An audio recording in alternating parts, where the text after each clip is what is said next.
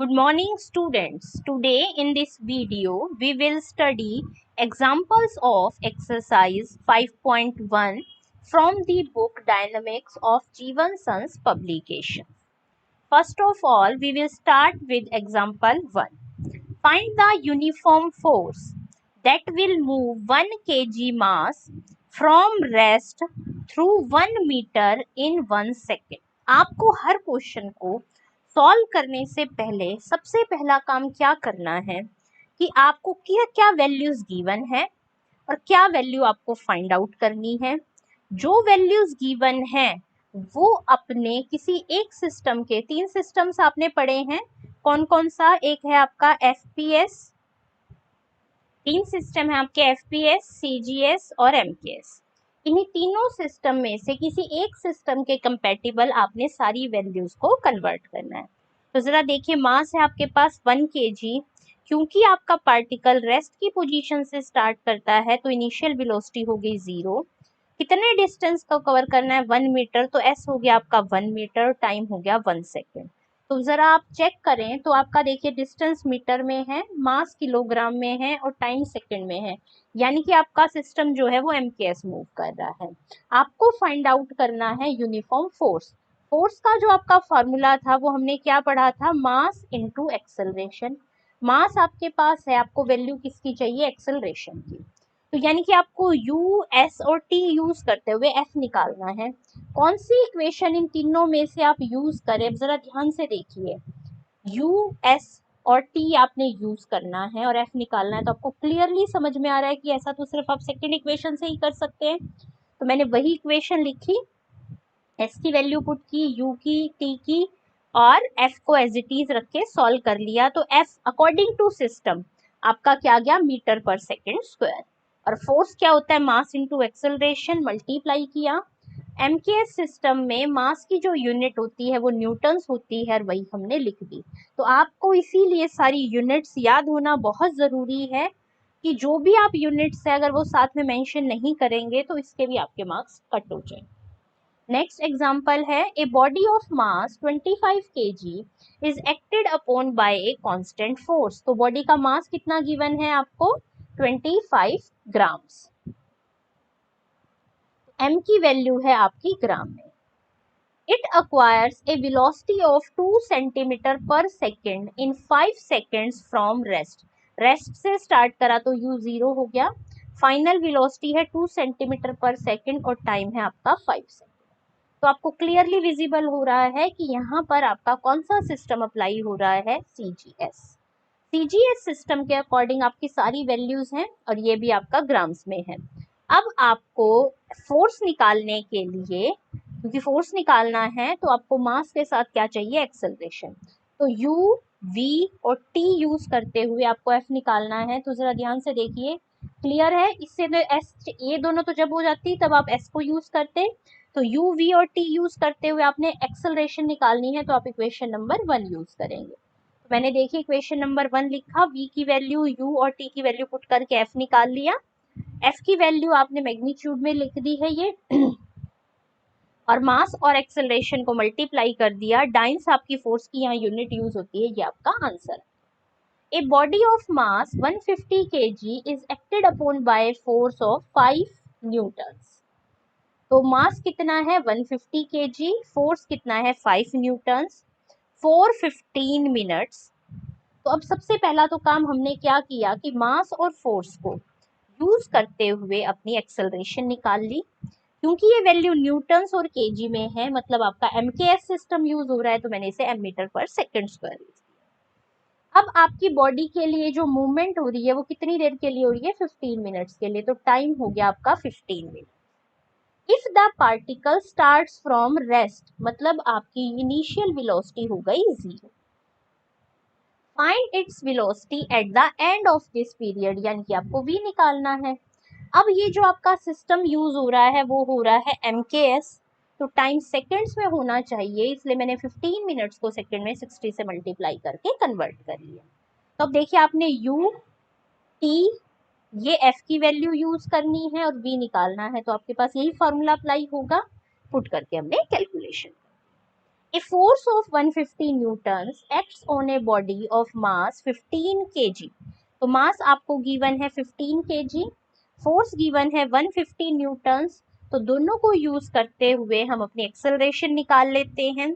अब क्योंकि ये केजी और न्यूटन्स में है तो आपका एमकेएस सिस्टम हुआ, तो एक्सेलरेशन की यूनिट होगी मीटर पर सेकेंड स्क्वायर। तो ये मूवमेंट आपकी हो रही है for 5 minutes and then ceases. तो मतलब आप इसके बाद, अच्छा अब मतलब अब यहाँ पर आपके दो केसेस यूज हो रहे हैं कि हमने एक बॉडी पर जो 15 केजी वेट मास की थी उस पे 115 न्यूटन फोर्स लगाया, कितनी देर तक, 5 मिनट्स तक। और लगाने के बाद आपकी बॉडी जो है वो आपकी फिर फोर्स लगाना हमने बंद कर दिया। What is the force required to bring the body to rest in 2 minutes. कि उसके बाद बॉडी को 2 मिनट्स में रेस्ट की पोजीशन में लाने के लिए कितना फोर्स है, यानी कि 2 क्वेश्चंस हैं। अभी हम पहले फर्स्ट पार्ट की बात कर रहे हैं। फर्स्ट पार्ट में ये आपकी एक्सेलरेशन आ चुकी है, टाइम आपके पास 5 मिनट्स है जिसे मैंने सेकंड में कन्वर्ट कर लिया। स्टार्टिंग में क्या पोजीशन थी कुछ मेंशन नहीं है, तो हम इसे इनिशियल वेलोसिटी u लेकर चलते हैं और अपनी फाइनल वेलोसिटी कैलकुलेट कर लेते हैं। तो फर्स्ट पार्ट में सिंपल बस क्या था कि एक बॉडी थी रेस्ट की पोजीशन में जिसका मास था 15 केजी, उस पर आपने 150 न्यूटन फोर्स लगाया, कितना टाइम तक, 5 मिनट्स तक। तो उस अकॉर्डिंग जो फाइनल वेलोसिटी आएगी वो आपकी आ गई 3000 मीटर पर सेकंड। अब हम आ जाते हैं अपने सेकंड पार्ट की तरफ जो कि हमारा स्टार्ट हुआ यहाँ से।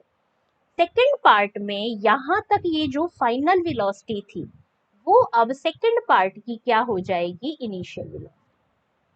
तो अब यहाँ पर अब हमें क्योंकि बॉडी को रेस्ट की पोजीशन में लाना है तो रिटार्डेशन फोर्स लगेगा।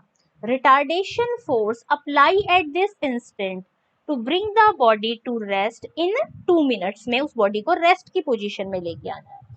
तो अब जरा ध्यान से देखिए, ये जो फर्स्ट पार्ट की फाइनल वेलोसिटी है ये हो जाएगी सेकंड पार्ट की इनिशियल वेलोसिटी। ठीक है, फाइनल वेलोसिटी क्योंकि सेकंड पार्ट में बॉडी रेस्ट की पोजीशन में आ जाएगी तो उसकी फाइनल वेलोसिटी हो जाएगी 0। ठीक है, और कितने टाइम में लेकर आना है, 2 मिनट्स, यानी कि आपका टाइम हो गया 120 सेकेंड। तो अब इस केस में आपने अपनी रिटार्डेशन फाइंड आउट करनी है जो कि नेगेटिव आएगी, इसीलिए मैंने यहाँ पर देखो ये प्लस का साइन था तो मैंने यहाँ पर रिटार्डेशन एफ डैश यूज कर रही हूँ, इसलिए मैं बीच में ही माइनस का साइन यूज कर रही हूँ। अगर आप ऐसा करना भूल जाते हैं, आप एफ की ही वैल्यू निकालिए, वो नेगेटिव आएगी तो वो अपने आप आपकी रिटार्डेशन बन जाएगी, यानी कि नेगेटिव एक्सेलरेशन। तो यहाँ से एफ डैश की वैल्यू आ गई ये। अब इस नेगेटिव एक्सेलरेशन यानी कि रिटार्डेशन को जब मास ऑफ बॉडी से मल्टीप्लाई कर देंगे तो आपका वो रिक्वायर्ड रिटार्डेशन फोर्स आ जाएगा जिससे आप अपनी मूविंग बॉडी को दोबारा से रेस्ट की पोजीशन में ला सकते हैं। Next example, A mass m kg is acted by a constant force p kg weight under which in t seconds it moves a distance x meters and acquires a velocity v meter per second। आपको ये दोनों equations show. अब जरा ध्यान से देखिए, force कितना था, पी केजी वेट।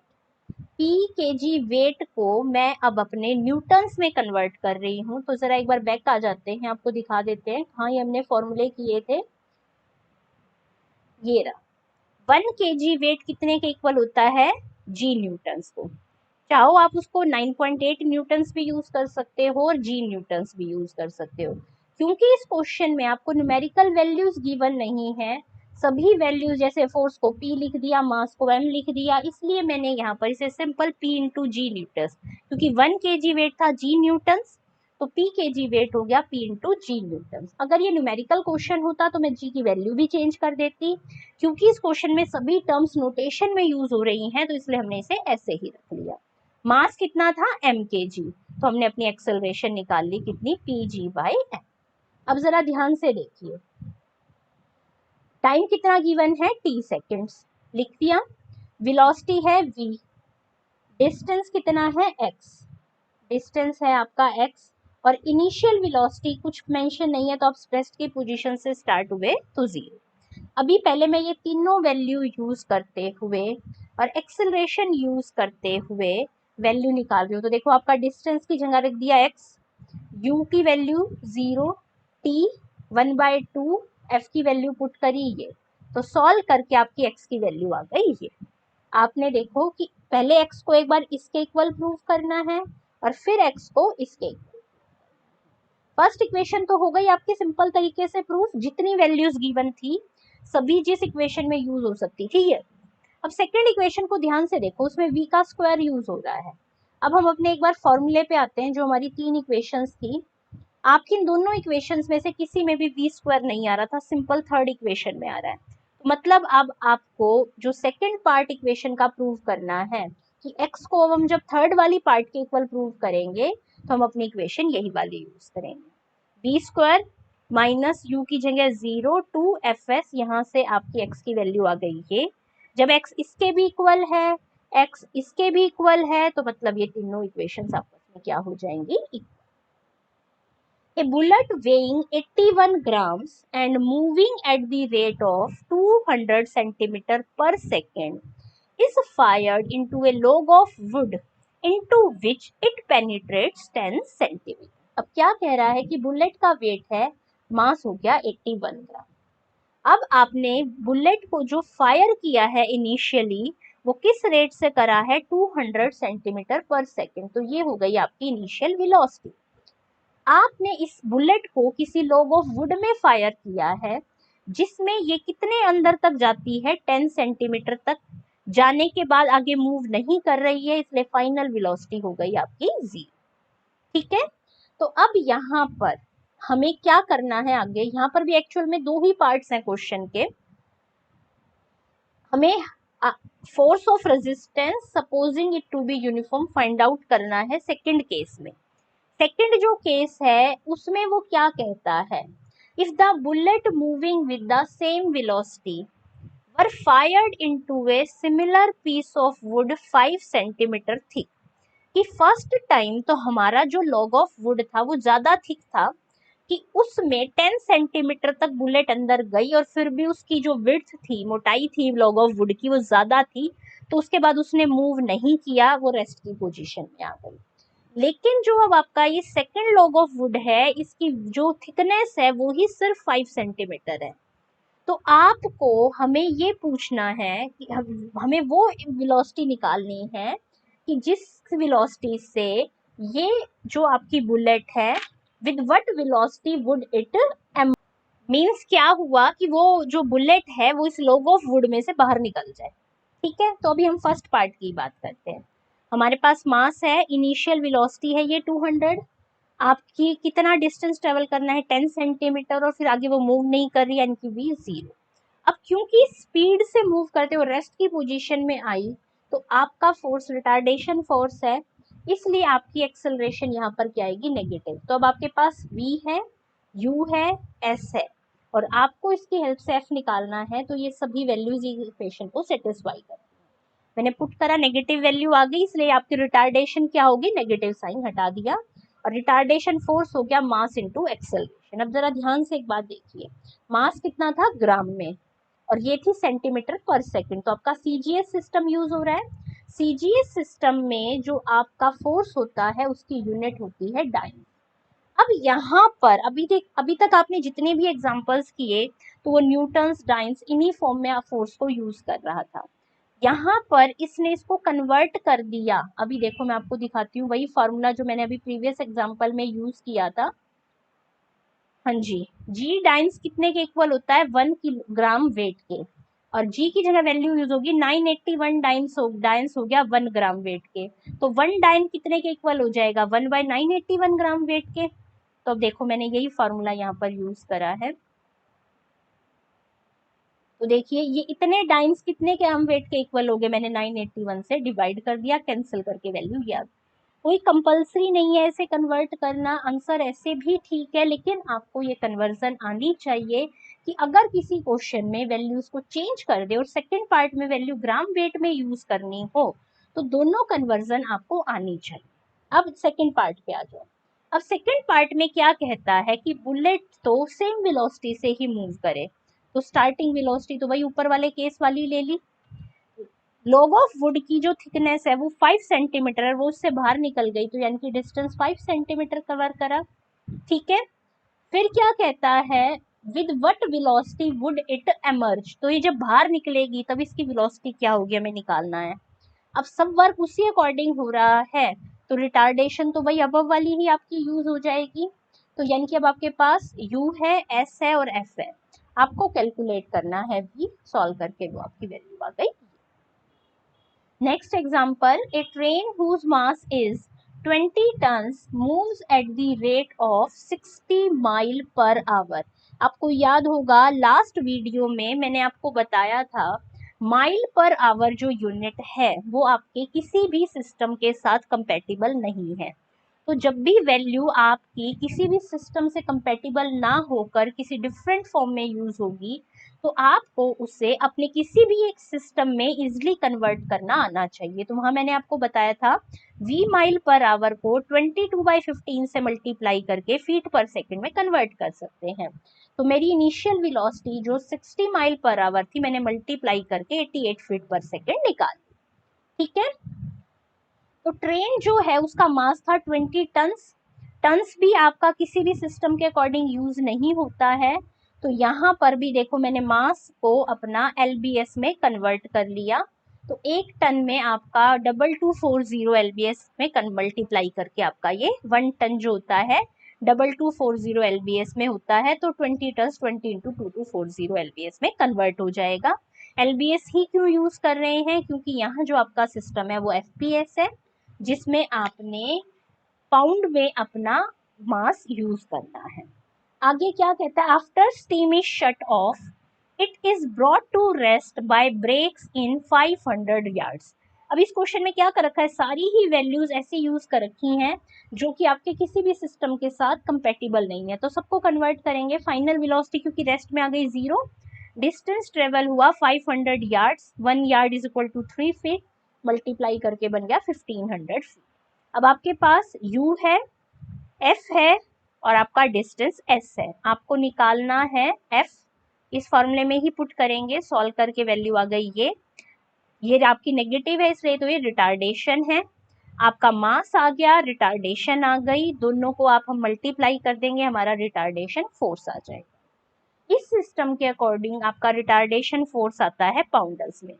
फिर अभी जो मैंने जैसे लास्ट क्वेश्चन में कन्वर्ट करा था कि 1 LBS वेट g पाउंडल होता है, FPS सिस्टम में g की वैल्यू 32 होती है, तो आपका 1 पाउंडल किसके इक्वल हो गया, यहाँ से जरा देखिए 1 पाउंडल किसके इक्वल हो गया, 1/32 LBS वेट के, वही मैंने लगा दिया सिंप्लीफाई करके। अब 1 LBS वेट को, क्योंकि इसने अब क्या करा लास्ट में जो गिवन यूनिट्स थी उसी के अकॉर्डिंग ये कन्वर्ट कर रहा है, तो 1 LBS वेट जो 1 LBS है वो टन में अगर कन्वर्ट करना है तो 1/2240 टन्स हो जाएगा, तो इसे 1/2240 से मल्टीप्लाई करके टन्स वेट में कन्वर्ट करा, सिंप्लीफाई कर दिया आपका आंसर। नेक्स्ट एग्जाम्पल है, an engine and a train weighs 210 tons and engine exert a pull of 3:1/2 tons. Resistance of motion of the train is 14 lbs weight per ton. Find the time the train will take to acquire a velocity of 30 mile per hour from rest. इस question में भी same आपके last question की तरह ही conversion use होंगे। अब देखिए जो आपका इंजन है वो कितना फोर्स कर रहा है अप्लाई, 3:1/2 टन्स वेट। अब देखिए बिल्कुल लास्ट क्वेश्चन की तरह ही मैं कन्वर्जन्स को थोड़ा सा स्पीडली यूज करती हूँ। पहले तो आप टन को LBS में करोगे तो 2240 से मल्टीप्लाई करोगे, ये आ गया टन से आपका LBS हो गया, और 1 LBS वेट को पाउंडल में जब करेंगे तो आपका 32 से मल्टीप्लाई होगा, ये आपका फोर्स।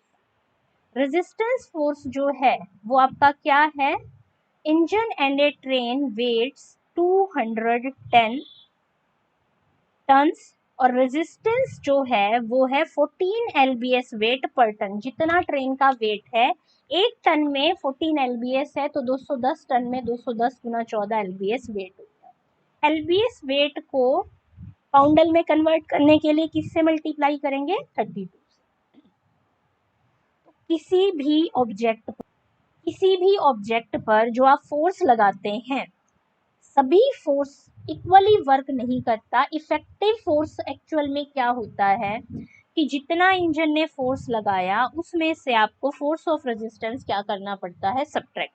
कि किसी भी ऑब्जेक्ट पर जो आप पुश करने के लिए फोर्स लगाते हैं, बॉडी उतना ही मूव नहीं करती है, क्योंकि कुछ रेजिस्टेंस फोर्स भी आपके वर्क करते हैं, जो कि आपके फोर्स में से सब्ट्रैक्ट होके जो आंसर आता है वही आपका क्या होता है, इफेक्टिव फोर्स। तो देखो मैंने दोनों वैल्यूज माइनस कर दी, सिंप्लीफाई करके ये आ गया। मास कितना है आपका 210 टन, उसको एलबीएस में कन्वर्ट करने के लिए 2240 से मल्टीप्लाई करा, इफेक्टिव फोर्स और मास को डिवाइड कर आपकी क्या आ गई, एक्सेलरेशन। अब आपको क्या करना है, टाइम निकालना है जो ट्रेन को लगेगा to acquire a velocity of 30 mile per hour from rest. F आ गई आपकी, यू क्योंकि फ्रॉम रेस्ट है तो 0, वी 30 माइल पर आवर को 22/15 से मल्टीप्लाई करके फीट पर सेकेंड करा, ये आपका एफ है। अब आपके पास वी, यू और एफ है, आपको निकालना है टी, इस फॉर्मूले में पुट करा और सॉल्व कर। और क्योंकि आपका कौन सा सिस्टम चल रहा है, एफपीएस, तो सेकंड में आपका आंसर आ। Next example, an engine and a train weighs 200 metric ton and the engine can exert a push of 5 metric tons weight. Tension in the coupling आपको निकालनी है। If the engine alone weighs कितना है, 60 metric ton, तो engine का मास है 60 metric ton, 1 metric ton में होते हैं 1000 kg, तो ये हो गया 60,000 kg। मास ऑफ ट्रेन कितना रह गया, टोटल इंजन और ट्रेन का था 200, और जो इंजन अलोन का मास है वो है 60, तो वो बच गया 140 और उसको केजी में कन्वर्ट कर दिया। क्यों, क्योंकि आपका जो सिस्टम है मीट्रिक टन, वो किसी भी यूनिट में आपके किसी भी सिस्टम के साथ कंपैटिबल नहीं था। अब इंजन जो है कितना पुश कर रहा है, 5 मीट्रिक टन वेट, तो मतलब 5 मीट्रिक टन को पहले मैंने केजी में करा, तो 5000 केजी वेट, 1 केजी वेट आपका होता है जी न्यूटन्स के इक्वल, तो मैंने 5000 इंटू जी एल। ठीक है, अब रेजिस्टेंस जो है आपका वो कितना होगा, resistance being equal to 10 KG पर टन, तो आपका 1 टन पर 10 केजी है। टोटल वेट कितना है ट्रेन का, 200, तो 200 into 10 KG weight, 1 KG weight कितने इक्वल होता है, जी न्यूटन। ठीक है, ये रेजिस्टेंस आ गया। मास कितना है ट्रेन का, 200 मीट्रिक टन, उसको मैंने 1000 से मल्टीप्लाई करके ये आपका मास ऑफ ट्रेन आ गया। अब इफेक्टिव फोर्स कितना होगा, जितना फोर्स अप्लाई हुआ उसमें से आपने रेजिस्टेंस फोर्स सब्ट्रैक्ट कर दिया, तो 5000 माइनस 2000, आपका ये 3000 केजी वेट, यानी कि 3000 इंटू जी न्यूटन आपका इफेक्टिव फोर्स आ गया। फोर्स को अपने वेट से, मास से डिवाइड कर दे। जी की वैल्यू इस सिस्टम में, कौन सा सिस्टम है ये, एमकेएस, एमकेएस सिस्टम में जी की वैल्यू होती है 9.8, मैंने वो पुट कर दी, सिंप्लीफाई करके ये आपकी एक्सेलरेशन। ठीक है, अब आप अपने आ जाओ सेकंड पार्ट पे। मास ऑफ ट्रेन कितना था, अब एक्चुअल में आपको निकालना क्या है, टेंशन इन कपलिंग। इसका फॉर्मूला होता है effective force applied on train plus resistance due to train. तो अब आपने इफेक्टिव फोर्स तो अपना निकाल लिया 0 पॉइंट, ये भी करके अभी हम आगे चलते हैं। मास ऑफ ट्रेन था आपका 14,000 केजी, देखिए ये रहा। अब F is the effective force applied on the train, सिर्फ अब हम ट्रेन की बात कर रहे हैं, तो ट्रेन का मास अगर आप इस एक्सेलरेशन से मल्टीप्लाई कर दे तो effective force applied on train आ जाएगा न्यूटन्स में। न्यूटन्स को मैं केजी वेट में कन्वर्ट करूं तो अभी आपने पढ़ा था ना, 1 केजी वेट आपका किसके इक्वल होता है, जी न्यूटन्स। जी की वैल्यू यहाँ होती है 9.8, तो 1 न्यूटन किसके इक्वल हो गया, 1/जी केजी वेट। सिंप्लीफाई करके ये वैल्यू आ गई, इसको हमने मीट्रिक टन में भी कन्वर्ट कर लिया है। अब मीट्रिक टन में कन्वर्ट करें, कैसे करोगे, 1 केजी किसके इक्वल हो जाएगा, 1/1000 मीट्रिक टन। अब नेक्स्ट आपका आ जाए रेजिस्टेंस ड्यू टू ट्रेन, कितना है ट्रेन की वजह से रेजिस्टेंस, देखिए आपका। अब नोट कीजिए, यहाँ जो हमने रेजिस्टेंस निकाला था ये था आपका टोटल रेजिस्टेंस, अब हम सिर्फ किस रेजिस्टेंस की बात कर रहे हैं, जो ट्रेन की वजह से है। रेजिस्टेंस का फॉर्मूला है 10 kg पर टन। तो कितने वेट की बात करें मास ऑफ ट्रेन की, तो ये वाला ट्रेन से, तो 140 इंटू 10 kg पर वेट मल्टीप्लाई किया 1 kg वेट को अपने मीट्रिक टन में कन्वर्ट कर दिया, ये आ गया रेजिस्टेंस ड्यू टू ट्रेन। और ये फोर्स अप्लाइड बाय, दोनों को आप टोटल कर देंगे, ये आ जाएगी आपकी tension in coupling. Thank you.